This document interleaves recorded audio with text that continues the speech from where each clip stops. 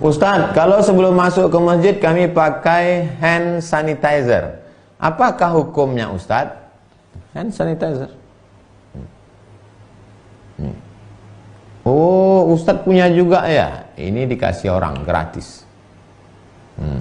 Nih, ada infak subuh di rumah. Setiap ada duit masukkan untuk membeli ini. Setelah dipakai, masuk.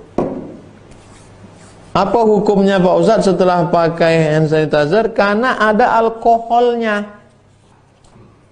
Ada alkohol. Bagaimana cara membedakan ada alkohol ada tidak? Dingin. Oh, air kamar mandi pun dingin juga. Setelah gini kan, kalau rasa perih, itu ada alkohol. Apa hukum alkohol itu? Dua mazhab ulama. Yang pertama mengatakan alkohol itu najis. Innamal khamru wal maisiru wal ansabu wal azlamu rijsun, najis. Sesungguhnya khamar itu najis. Khamar adalah anggur, cairan anggur disimpan di dalam botol. Setelah melalui proses fermentasi muncul satu zat namanya alkohol. Najis katanya. Kalau najis berarti haram. Berarti najis, haram. Itulah dalil kelompok satu yang mengatakan haram. Tapi kata Syekh Atiyah Sokor, Mufti Azhar, saya pakai pendapat ini, mengatakan alkohol tidak najis. Itu tadi ayatnya jelas-jelas najis. Maksudnya adalah perbuatan meminum khamar itu najis. Bukan najis aini, bukan bendanya najis, tapi najis maknawi, perbuatannya. Sama seperti seorang mengatakan, kau main judi tadi ya? Iya, najis main judi. Bukan main judinya itu najis aini, bukan macam daging babi, daging anjing, tapi perbuatannya itu najis. Dia mengatakan kotor perbuatan ini.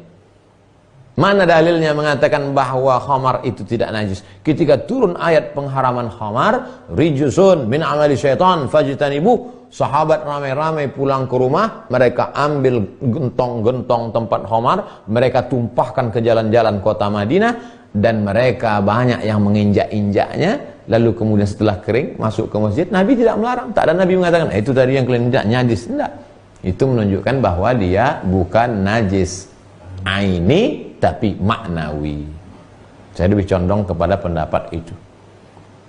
Poison, racun dia, bukan najis. Ustadz, apa hukumnya seorang pedagang ditawar selalu bilang modalnya saja tidak cukup, padahal boleh jadi dia sudah dapat untung? Berarti dia tipu. Tipu kata Nabi, man ghasyana falaysa minna. Siapa yang menipu bukan golongan kami. Oleh sebab itu, ibu, bapak jujur saja. Dulu kalau dikatakan seperti yang dilakukan Nabi Muhammad SAW, ini barangnya bagus, harganya 100. Ini kurang bagus, harganya 75. Ini enggak bagus, harganya 50. Silakan beli. Dulu kalau ceramah Ustadz seperti itu diajak orang. Mana ada pedagang seperti itu? Kalau jualan seperti itu enggak laku lah Pak Ustadz. Buktinya sekarang jualan seperti itulah yang paling laku. Ini buah mangga bagus, 100.000. Ini kurang bagus, 75. Ini yang enggak bagus, 50. Pembeli silakan pilih. Itu yang dipilih orang zaman sekarang. Adapun yang mencampur antara yang tak bagus dengan bagus, dibilangkan murah, pulang ke rumah dibelahnya busuk, apa kata dia? Inilah terakhir aku beli sini, tak akan lagi. Itu maka umat Islam nih barang dagangannya tak laku. Kenapa? Menipu. Oleh sebab itu jangan tipu-tipu. Tunjukkan saja, ini sekian, buat harganya, ini sekian, ini sekian. Man ghasyana falaysa minna. Siapa yang menipu bukan golongan Nabi Muhammad, bukan umat Muhammad sallallahu alaihi wasallam. Dari Pak Rafa, Ustadz, kalau di bulan Sya'ban saya mulai baca Quran dari juz pertama. Pas mau Ramadan baru dapat 2 juz. Ini namanya gaya slow. Apakah saya mulai dari juz pertama lagi ketika awal Ramadan atau lanjutkan? Lanjutkan saja Pak. Karena membaca Quran itu tidak mesti tengok bulan, Bapak lanjutkan saja. khatam. Jadi baca Quran itu yang dikejar adalah khatamnya. Imam Malik bin Anas kalau sudah masuk bulan suci Ramadan, ditutupnya kitab hadis, mereka fokus pada baca Quran. Baca Quran di bulan suci Ramadan mengejar khatam. Makanya ulama itu, karena Muhammad bin Idris Asy-Syafi'i yukhtimul Qur'ana fi Ramadan 60 khatamah. Imam Syafi'i 60 kali khatam. Jadi bulan suci Ramadan orang ngejar banyak-banyak khatam. Saya Pak Ustadz baca Quran itu harus saya baca tafsirnya, itu di luar Ramadan. Kalau di dalam Ramadan mengejar banyak khatam, tapi tetap jaga tajwidnya. Terakhir Ibu Dini, Ustadz saya tinggal di Lampung, ayah saya tinggal di Banten. Sahkah pernikahan saya ketika saya menggunakan wali hakim karena ayah kandung saya tidak mau mewalikan anaknya? Ibu nikahnya jangan nikah di catatan sipil, jangan nikah dengan wali yang tak jelas, nikahlah dengan wali kantor urusan agama. Pak Kua, ayah saya di Banten, dia tak mau mewalikan, jaraknya sudah lewat jarak qasar sholat. Berapa jarak qasar sholat? 89 km, 2 marhalah. Maka oleh sebab itu ada kebijaksanaan. Dan sekarang saya kasih tahu kepada anak-anak gadis yang wali bapaknya tidak mau mewalikan, ada kabar gembira untuk kalian. Di kantor pengadilan agama ada formulir khusus diisi untuk bapak-bapak yang tak mau mewalikan anaknya. Kalau si bapak tidak mewalikan anaknya itu karena sebab agama, maka bisa dialihkan ke wali hakim.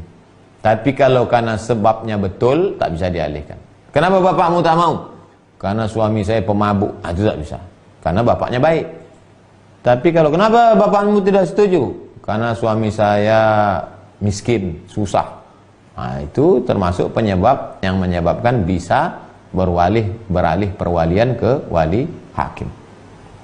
Hakim yang menentukan. Fasultanu waliyun man la waliyalaha. Wali hakim menjadi wali bagi perempuan yang tak punya wali. Wallahu a'lam bissawab. Assalamualaikum Ustaz. Waalaikumsalam warahmatullahi wabarakatuh. Saya bekerja di perusahaan menyimpan pendapatannya di bank dan ada pendapatan bunganya. Apakah gaji saya tersebut bagian dari riba tersebut? Bapak bekerja di perusahaan itu halal. Perusahaan itu halal. Kerja bapak juga halal. Kerja bapak halal, perusahaan itu juga bidangnya halal, hanya saja dia menyimpan duit di bank konvensional.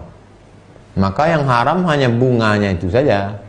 Bunganya itu mestinya, kalau orang menyimpan uang di bank konvensional, bunganya itu diserahkan ke masalih ammah, lembaga yang dinikmati orang banyak. Sahabat-sahabat yang mau bertobat dari bank konvensional, ini kebetulan banyak sahabat-sahabat jamaah kita yang sedang susah karena tidak bisa bekerja beberapa hari corona ini, maka serahkan kepada mereka, kumpulkan dalam bentuk sembako. Mulailah kita setiap masjid, setiap komunitas, setiap alumni, setiap apapun namanya, coba buat beras 10 kilo, minyak 1 kilo, gula 1 kilo, kopi, teh, makanan pokok, roti, bungkus, buat. Saya sendiri di masjid saya patok 1 paket 300.000, bagi-bagikan. Begitu cara kita menolong saudara-saudara kita. Termasuklah uang dari bank konvensional ini. Apakah gaji saya ini haram Pak Ustadz? Tidak. Sama seperti saya membeli makanan di rumah makan. Assalamualaikum Ibu, tukang jual rumah makan nasi uduk. Saya beli nasi sebungkus. Pas dia mau ngasih nasi sebungkus, saya tanya dia, Ibu nabungnya di bank konvensional apa bank syariah Bu? Nggak ada urusan. Karena saya membeli nasi dia. Begitu juga dengan bapak. Bapak bekerja, kerjaannya halal. Adapun dia menyimpang duit di mana, itu urusan dia. Ibu Titi, Ustadz, ada sebuah keluarga di mana suami istri sering bertengkar. Setiap kali ribut, suami selalu berkata, kalau gitu kita cerai aja. Apakah kata-kata itu sudah jatuh talak? Ibu Titi tanya sama suaminya, Bang, kau ada niat talak atau tidak? Kalau kata dia ada niat, berarti sudah jatuh talak 1. Udah hampir 10 kali Pak Ustadz, berarti sudah jatuh talak 3. Kalau sudah jatuh talak 3, maka ibu tidak bisa lagi balik ke bapak sebelum ibu nikah dulu dengan laki-laki lain. Tidak hanya sekedar akad, mesti berhubungan kelamin. Hatta tadzuqa usailataha wa tadzuqi usailatahu. Nah, jadi jangan main-main tentang ucapan-ucapan talak ini. Karena talak ini ada namanya kinayah, yang kiasan, ada yang sharih, yang jelas. Pulanglah kau ke rumah orang tuamu. Itu kalau ada niat talak, jatuh. Kalau tak ada niat, tak jatuh. Itulah pentingnya laki-laki tahu apa talak, apa khulu, apa ruju, apa li'an, apa zihar. Oleh sebab itu perlu konsultasi pernikahan ke Kementerian Agama. Untuk Pekanbaru sudah dibuka konsultasi pernikahan Kementerian Agama Pekanbaru Riau bersama Dr. Zulfadli LCMA. Baik yang sudah menikah maupun yang belum. Kantornya di jalan di atas UAS Original Store. Di bawah jualan pakaian, buku, di atas konsultasi pernikahan. Masuk jalan Delima ujung, setelah Masjid Muhammadiyah belok kiri. Jalan Sukuntum. Konsultasi pernikahan. Nanti insya Allah akan keluar buku judulnya 44 Tanya Jawab Pernikahan.